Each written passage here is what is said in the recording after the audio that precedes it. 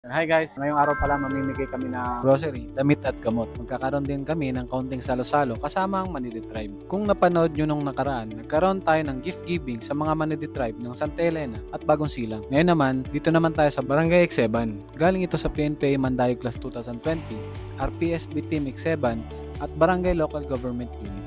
Ang pamasgong handog ay isang tradisyon ng PNP at PNPA Mandayo para may paramdam sa komunidad ang diwa ng Pasko kung saan taon-taon namin itong ginagawa. Sa ngayong taon, mga manide ang napili namin na bigyan ng mga regalo. Bihira lang o halos hindi makapagpa-check up o hospital ang mga katutubo nating manide.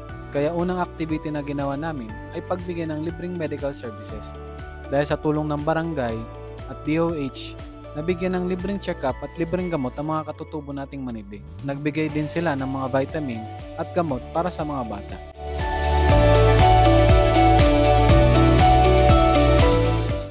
Sunod naming binigay ay ang mga grocery.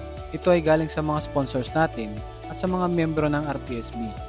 Makakatulong ito kahit papano dahil ang pinagkakakitaan at trabaho ng mga katutubo natin ay kadalasan na sapat lamang sa araw-araw. Kahit papano makakaluwag sila at makakabili ng kailangan nila sa pang-araw-araw. Pagkatapos, nagbigay din kami ng mga damit na galing sa mga donasyon ng mga kapulisan at mga sponsors. Nagustuhan nila ito dahil magagamit nila sa kanilang pang-araw-araw at trabaho. May mga damit din kami na ibigay para sa mga bata.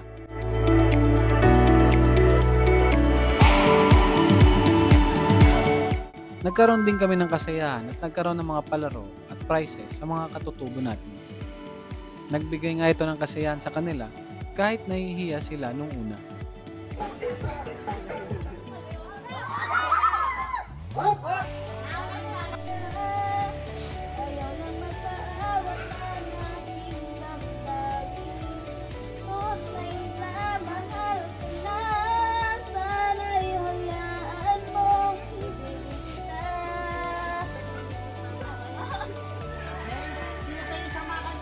Huling activity namin, nagkaroon kami ng munting salusal.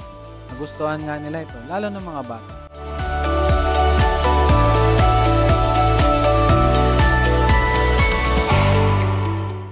Maliban sa katutubo nating manide, namigay din tayo ng pagkain sa mga tao at bata sa lugar.